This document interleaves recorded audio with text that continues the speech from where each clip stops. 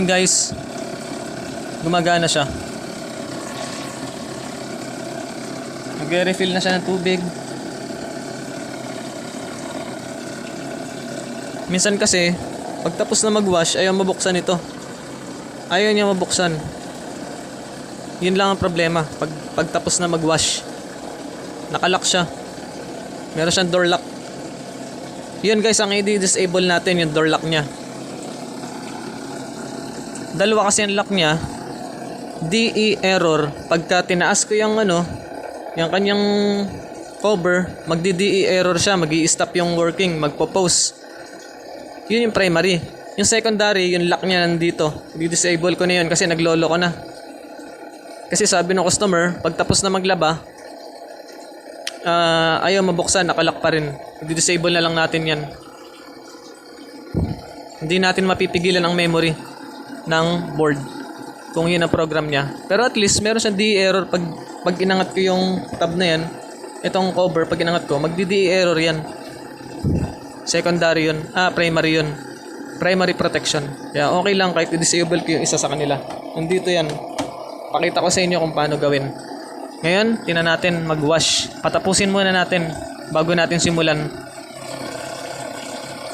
Naglalagay, nagre-refill siya ng tubig ngayon. Ayan guys, hintayin lang natin.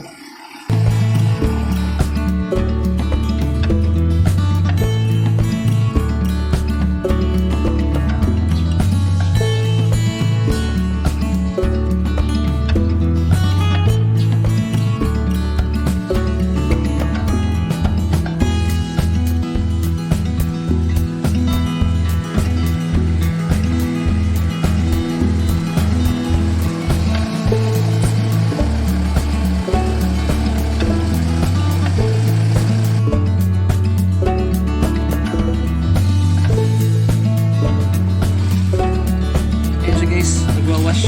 Hindi natin makita.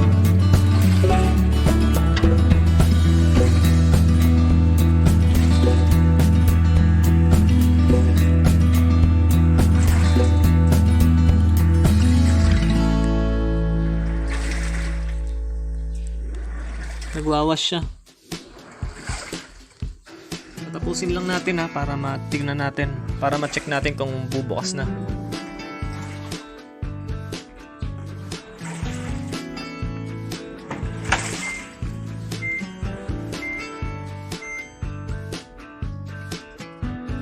Yan siya. Yan ang naglalak. Kaya ang gagawin natin, i-disable, i-ano natin to.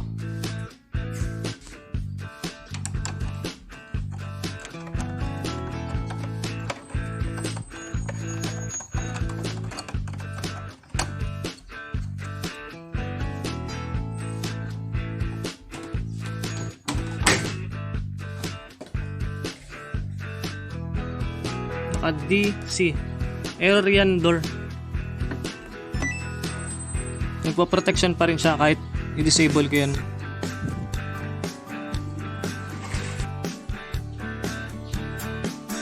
Kailangan pantay to.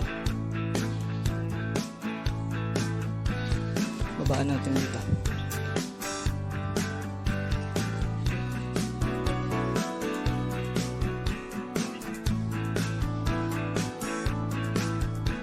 Kulang pa.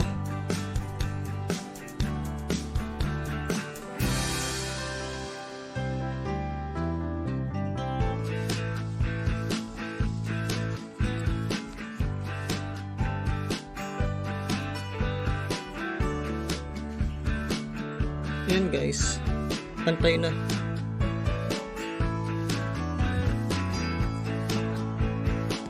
Ihitin lang to, tapos konting patong dun. Pihit dito. Tingnan nyo kung pag hindi na napihit, okay na. Pag magaan pihit, hindi pa okay yun. Yan siya. Pantay na yan.